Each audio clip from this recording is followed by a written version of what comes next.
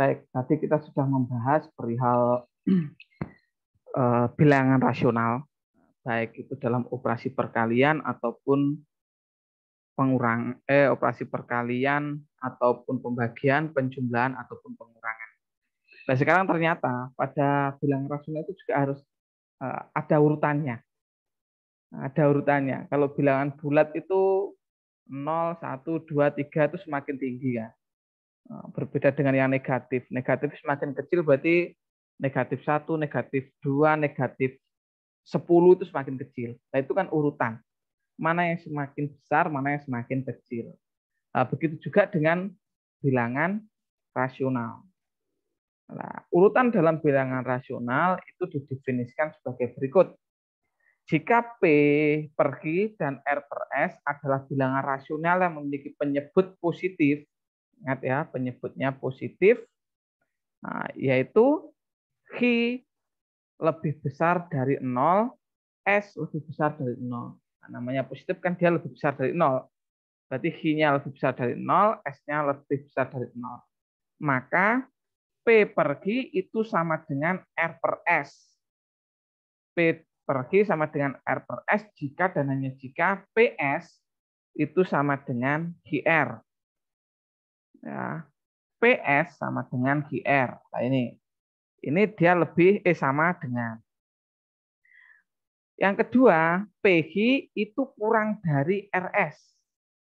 PG kurang dari RS jika dan hanya jika PS itu lebih kecil dari QR. PS lebih kecil dari QR. Jadi kalau ini sama dengan, nah ini kurang dari. PS lebih kecil dari QR. Ini menandakan apa? Bahwa PG itu lebih kecil atau kurang dari RS. Nah, contohnya seperti ini. 3/7 itu sama dengan 12/28.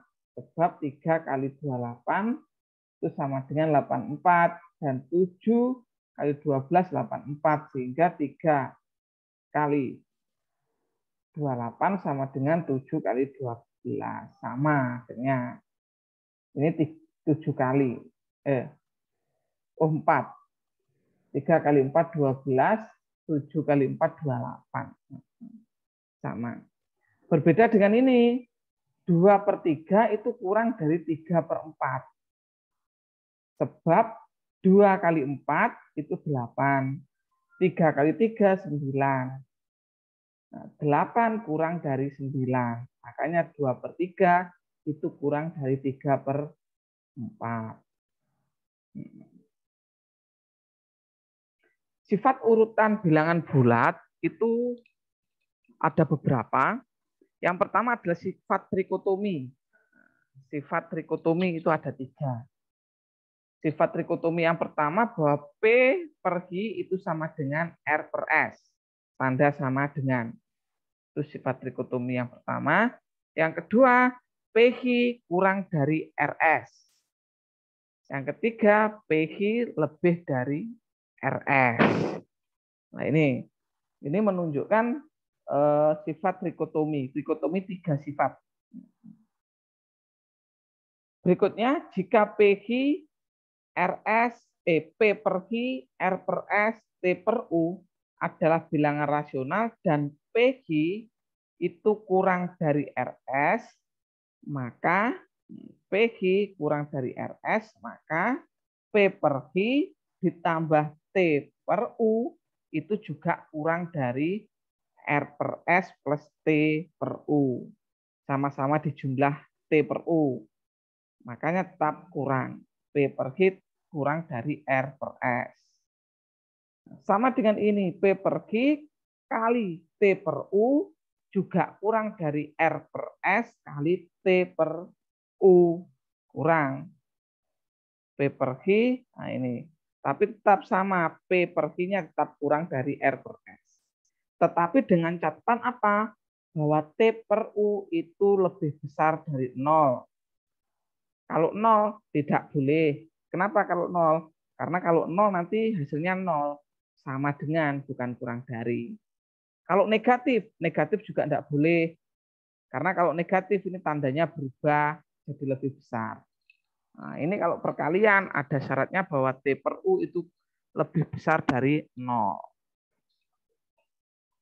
Lalu jumlah P per Hi plus T per U, nah itu lebih besar dari R per S plus T per U jika T per U-nya kurang dari 0.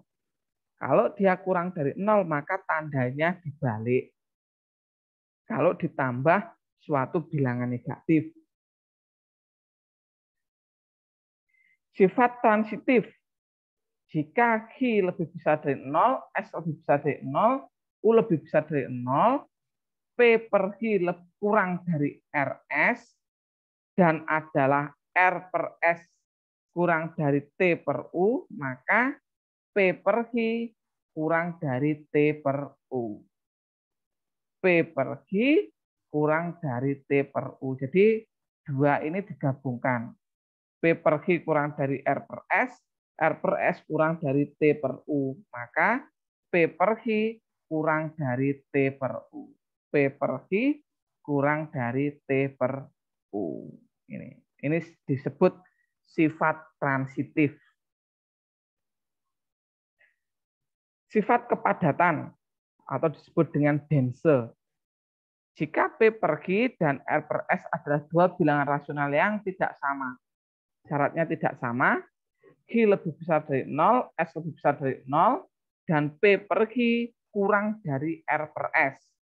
P per Q kurang dari R per S, maka tentu ada bilangan rasional T per U, sehingga berlaku P per Q kurang dari T per U kurang dari R per S.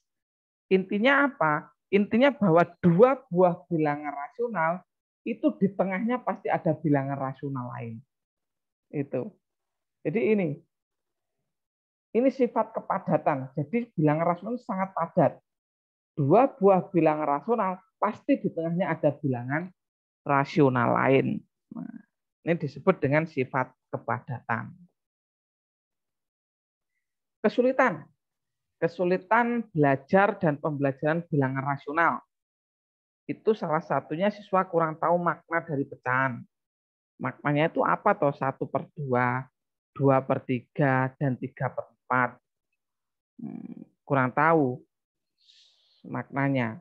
Makanya ada yang disebut dengan diksa pecahan, balok pecahan. Itu kan bahan manipulatif yang digunakan dalam pembelajaran matematika di SD. Jadi menggunakan bahan-bahan tersebut. 1/2 ini apa? Bahwa ada suatu lingkaran dibagi 2. Nah, yang diarsir 1. Berarti ini adalah 1/2 atau setengahnya. 2/3 apa? Dibagi menjadi 3. Nah, lalu yang 2 bagian diambil. Itu kurang paham siswa. Siswa kurang memahami perkalian bilangan asli dengan pecahan. Nah, ini perkalian campuran antara bilangan asli dengan pecahan. Itu biasanya siswa mengalami kesulitan atau bingung. Padahal bilangan asli itu sebenarnya kan per 1. Contohnya 2. 2 itu kan 2/1. 5 itu 5/1. 20 itu 2/1.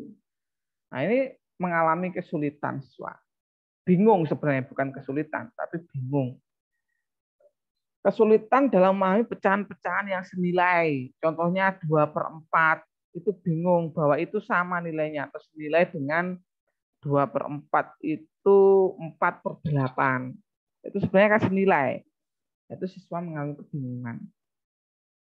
Mengalami kesulitan dalam membandingkan dan mengurutkan pecahan, yaitu ini mana yang lebih besar, ini mana yang lebih kecil, antara 2/4 dan 3/5. Nah, itu mana yang lebih kecil, mana yang lebih besar, itu kesulitan siswa.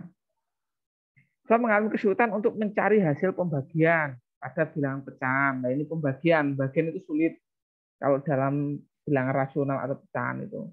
Karena apa? Perkalian itu ternyata kan dirubah menjadi perkalian, tapi yang belakang dibalik. Pembilang jadi penyebut, penyebut jadi pembilang.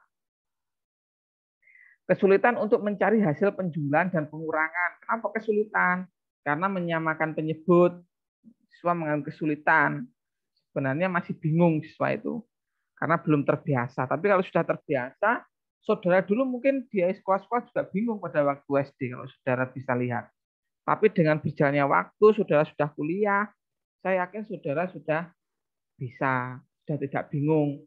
Karena apa? Sudah terbiasa.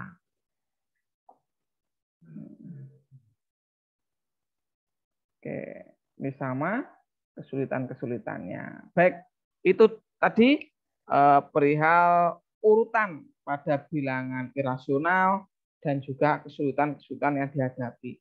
Semoga dengan kesulitan-kesulitan tersebut, saudara bisa tahu bagaimana mengantisipasi, bagaimana cara